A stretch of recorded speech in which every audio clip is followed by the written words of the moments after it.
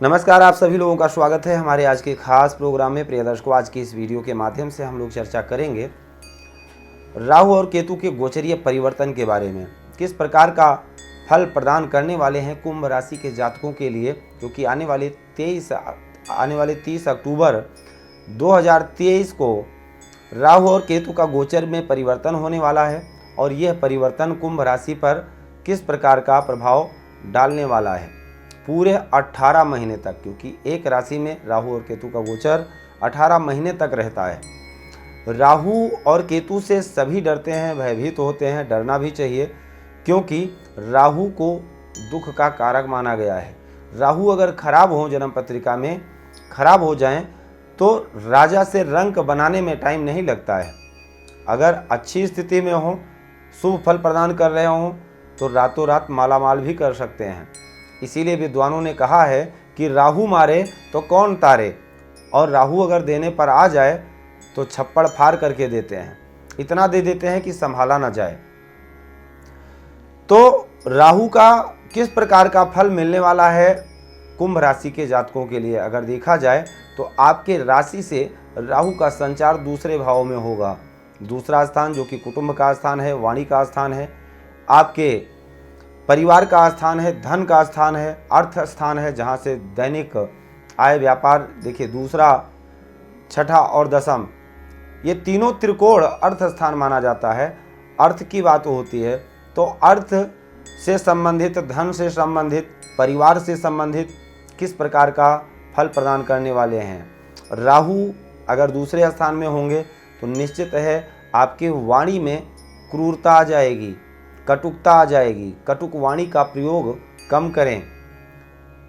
और दूसरे स्थान में अगर राहु हों तो ऐसे जातक को गलत संगति में ले जाते हैं, यानी नशा, जुआ, सट्टा, शेयर बाजार आदि इन सब चीज़ों से सतर्क रहने की ज़रूरत है। खान पीन का भी विशेष रूप से आपको ध्यान रखने की ज़रूरत है। आलसी बना देते हैं और कुछ ऐसे कृत्य करवा देते हैं कि व्यक्ति को दरिद्र बना देते हैं, क्योंकि वो धन भाव है और धन भाव में राहु बैठ करके जातक को धन से कंगाल कर सकते हैं, दरिद्रता के कारक बना देते हैं। साथ ही ये राहु का गोचर अगर देखा जाए तो आपके लिए बहुत अच्छा नहीं है। राहु का गोचर द्वितीय स्थान में अच्छा नहीं माना जाता है। विद्वान भी कहते हैं कि बुद्ध्या विहीन मत विभ्रम सर्वशून्यम विश्वम भयात विश्वमापद मृत्युतुल्यम व्याधि वियोग धनहान विषानि चैव राहुर साफृजित जीवित संशयम चा। ऐसे में जातक की बुद्धि को भ्रष्ट करते हैं और अपनों से संबंध विच्छेद करवाते हैं, भ्रम उत्पन्न करवा देते हैं परिवार में। राहु के कुप्रभाव से बचने के लिए क्या करना चाहिए? देखिए, जो प्रयोग, जो उपाय मैं इस वीडियो के माध्यम से बताने वाला हूं, अगर यह अपनाते हैं तो निश्चित है राहु शनि चाहे सब खराब हो जाएं, आपका कोई कुछ नहीं बिगाड़ सकता है। बहुत सटीक उपाय है। देखिए, जैसे आपको पता है कि महाराज परीक्षित ने कलयुग को स्थान दिया था कि यहाँ पर वास करो, जैसे कि सोने में भी वास कलयुग का है। और विशेषतः अगर देखा जाए तो जहाँ पर वैश्याएं नृत्य करती हैं वहाँ पर वास कलयुग का है। जहाँ पर जुआ खेला जाता हो, जहाँ पर झूठ बोला जाता हो, जहाँ पर कलेश होता हो, जहाँ पर सूर्यास्त के समय लोग सोते हों, यहाँ पर वास कलयुग का होता है। जहाँ पर सफाई, साफ सफाई का विशेष ध्यान न रखा जाता हो, मांसाहार, नशा का प्रयोग किया जाए। इसी प्रकार से इन विषयों में लिप्त करवाने वाले कौन हैं? राहु हैं। और राहु क्या है? छाया ग्रह हैं।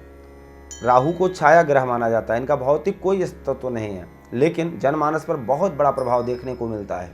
इसलिए छाया क्या? धुआं, अंधकार, और अंधकार में ही व्यक्ति खो करके नकारात्मकता की तरफ जाता है, अज्ञानता की तरफ जाता है, गलत संगति में जाता है, गलत कृत करता है। अज्ञानता ही ले जाती है वहाँ पर। इसके लिए आपको ज्ञान रूपी प्रकाश की जरूरत है। अंधकार का दुश्मन कौन है? प्रकाश, ज्ञान रूपी प्रकाश। अगर देखिए, कीचड़ में ही कमल खिलता है, कीचड़ में कमल खिलता है, लेकिन कमल के अंदर कोई कीचड़ नहीं होता है। भगवान श्री कृष्ण को योगेश्वर कहा जाता है। किसी का प्रश्न आया था, भगवान श्री कृष्ण को योगेश्वर कहा जाता है, जबकि उनके अगर देखा जाए तो 16,108 पटरानियां थी, तो वो योगेश्वर कैसे हो सकते हैं? लेकिन सत्य यही है कि वो योगेश्वर हैं, क्योंकि वो जगतपति हैं, सबके पति हैं, वो पूर्ण ब्रह्म हैं। इसी अब ये सत्संग और कथा में ले जाएंगे तो आप बहुत टाइम लग जाएगा। कुल मिलाकर के इसी प्रकार से आप सात्विकता, आध्यात्मिकता को अगर अपनाएंगे, साफ सफाई का विशेष रूप से ध्यान रखेंगे, तो निश्चित है आपको ये राहु का कुप्रभाव नहीं छू सकता है। आप अपने मन से अगर भ्रम को निकाल देंगे, निश्चित है पारिवारिक विवाद नहीं होगा। अपने मन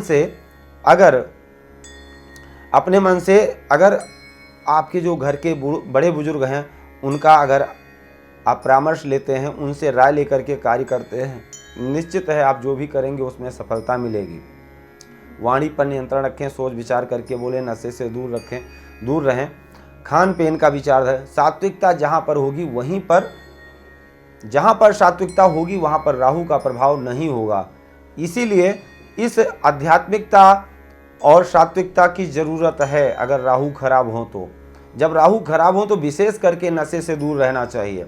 राहु खराब हो विशेष कर जुआ से, कुसंगति से, गलत आचरण से दूर रहना चाहिए।